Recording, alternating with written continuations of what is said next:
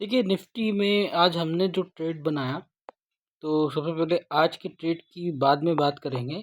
कल की हम बात कर लेते हैं कि संडे को क्या हुआ।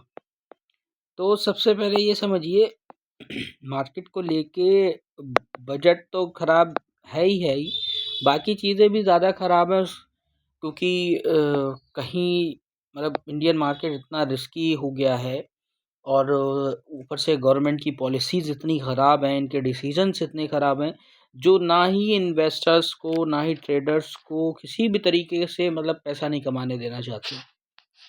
ठीक है? और जो नया ट्रेडर होता है, जो एक लर्निंग फ़ेज़ में होता है कि मुझे थोड़ा-सा एक्सपीरियंस है इसमें, तो मुझे ये फ़ेज़ेस के बारे में थोड़ा बहुत पता है। वो थोड़ा बहुत कुछ मार्केट से सीखता है और फिर अल्टीमेटली क्या होता है कि एक नया फ़ेज़ उसे देखने को मिलता है।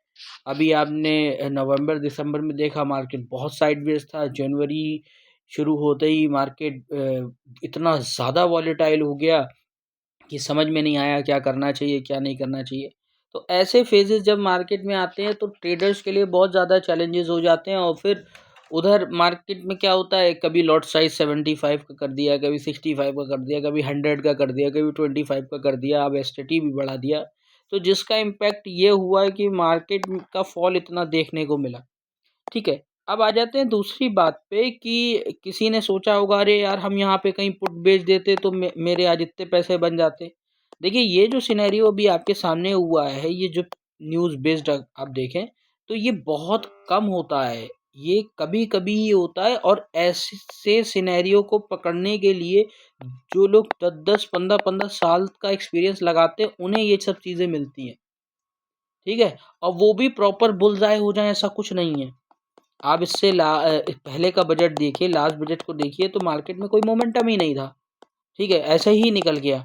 तो ये ज़रूरी नहीं है कि हर टाइम मूव और फिर ये भी समझ लीजिए जब आप इस तरीके का माइंडसेट बनाने की कोशिश करते हैं या कोई ऐसा ट्रेडर आपको दिखाता है कि देखो मैंने इतना पैसा बनाया आज के दिन, अरे भाई बात समझिए, आप जिससे ये बात कह रहे हैं, उसका दिमाग खराब हो जाएगा। वो फिर सीखेगा थोड़ी, वो तो फिर गैम्बलिंग करेगा। और आप अगर ये कर रहे हैं तो आपका एक्सपीरियंस थोड़ा बहुत नहीं है, आप ज़िंदगी बिता चुके हैं आप अपनी लाइफ की सबसे ज़्यादा। तो ये सब जो बातें हैं आप इस गैम्बलिंग माइंडसेट से भी बचिए, पहला पॉइंट। दूसरा पॉइंट अपने लर्निंग फेज़ में लगाइए, ठीक है? हाँ, जो फेज़ आप देखते चले आ रहे हैं उससे आप सीखते ज़रूर रहिए। ठीक है? तो अगर आप ये क्योंकि ऑनेस्टली बताऊँ संडे को मुझे नहीं मालूम था इतना शार्प मूव आएगा, तो मैं तो पहली बात ये है कि अननेचुरल डेज़ में ट्रेड ही नहीं करता हूँ। मतलब ये है कि मार्केट में अगर कोई स्पेशल डे दिया है इन्होंने, जैसे अक्सर मुहूर्त ट्रेडिंग होता है, मुहूर्त ट्रेडिंग में ज़्यादातर लोगों को लॉसेस ही होते हैं। ठीक है? तो इन सब चीज़ों से बचना चाहिए। ठीक है? अब रही आज की ट्रेड की बात, आज की ट्रेड को मैंने देखिए यहाँ पे ट्रेड पकड़ा, मैं आपको दिखा देता हूँ। 1 मिनट।